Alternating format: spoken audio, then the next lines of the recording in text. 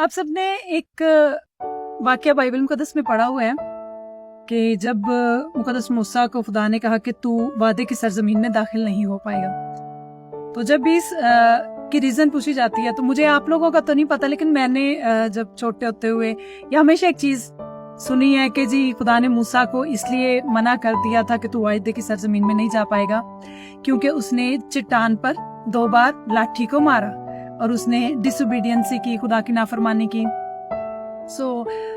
मुझे आपका सच में नहीं पता, लेकिन मैंने ये सुना था और ज्यादातर पासबानों ने यही बात बताई थी कि जी खुदा ने 1 बार लाठी मारने को कहा था और मूसा ने 2 बार लाठी मारी थी। तो इस वजह से खुदा ने मूसा को इस चीज के लिए पनिश किया, सजा दी और कहा कि तू अब वायदे की सरजमीन में दाखिल नहीं हो पाएगा। बट पिछले कुछ दिनों में मैं जब कलाम को पढ़ रही थी तो बाइबल मुकद्दस का मुतालिया करते करते जब मैं इस वाक्य पर पहुंची तो वहां पर लिखा हुआ है कि खुदा ने मूसा से कहा कि तू और हारून, जब लोगों ने शिकायत की, लोग बुड़बुड़ाने लगे कि हमें पानी चाहिए, हमें पानी चाहिए, हम यहाँ पर प्यास के साथ मरे जा रहे हैं, तो खुदा ने कहा कि मूसा तो इस चट्टान से कह। आप इसको अपने घर में जब आप बाइबल स्टडी करेंगे आप इसको पढ़ सकते हैं इस वाक्य को। खुदा ने मूसा से कहा कि मूसा तो इस चट्टान से कह और ये पानी देगी, लेकिन मूसा ने वहां पर लाठी को मारा।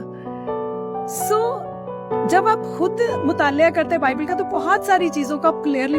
पढ़ सकते हैं, देख सकते हैं। उसके चट्टान को लाठी 2 बार मारने की वजह से खुदा ने उसको मना नहीं किया था, बल्कि खुदा ने हुक्म ये दिया था कि तू चट्टान से कह। आज भी बहुत बार जब हम लोगों को ये सिखाते हैं, समझाते हैं कि डिक्लेरेशंस करें, घोषणाएं करें, इकरार करें कलाम का, या वो अपनी सिचुएशंस के ऊपर, अपने सर्कमस्टांसेस के ऊपर कलाम को बोलें, कलाम को कहें, तो वो हमेशा डूइंग के चक्कर में पड़े रहते हैं कि शायद ये करेंगे तो ये होगा, ये करेंगे तो कहने की अथॉरिटी को नहीं समझ पाते। और यही गलती तब मूसा ने वहां पर की। हमें उस अथॉरिटी को समझ, अगर खुदा कह रहा है कि कहो तो भाई कहो। खुदा यीशु मसीह ने कहा तू इस पहाड़ से कह कि उखड़ जा, तो ये उखड़ जाएगा, तेरा कहा मानेगा। हमें अपनी सिचुएशंस को कमांड करना है, हमें उस अथॉरिटी में चलना है जो खुदा बाप ने हमें दी हुई है। तो बहुत बार हम डूइंग्स के चक्कर में पड़े रहते हैं, ये कर ले, वो कर ले, ये कर, और कुछ भी नहीं हो पाता।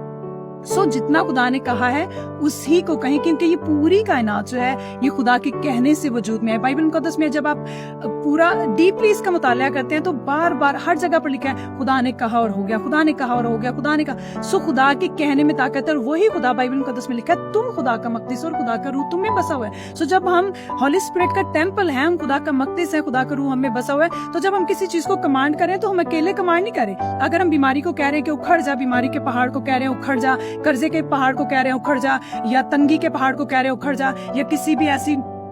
आफत को, मुसीबत को, या कोई भी सिचुएशन जो हमारे अगेंस्ट खड़ी है, जब हम उसको कमांड करें कि हमारी लाइफ में से उखड़ जा, हमारी लाइफ में से निकल जा यीशु मसीह के नाम में, तो हम अकेले नहीं कह रहे। वही रूहुल कुद्स, वही खुदा का रूह जिसकी वजह से बाइबल मुकद्दस में लिखा है खुदा की रूह पानी की सतह पर जुम्बिश करती थी। वही पाक रूह जब हम उसके साथ कलाम की कमिटमेंट में आ जाते हैं तो फिर चीजें बनना शुरू हो जाती हैं, हालात बदलना शुरू हो जाते हैं, और सर्कमस्टांसेस जो है हमारी सारी सिचुएशन चेंज होना शुरू हो जाती हैं।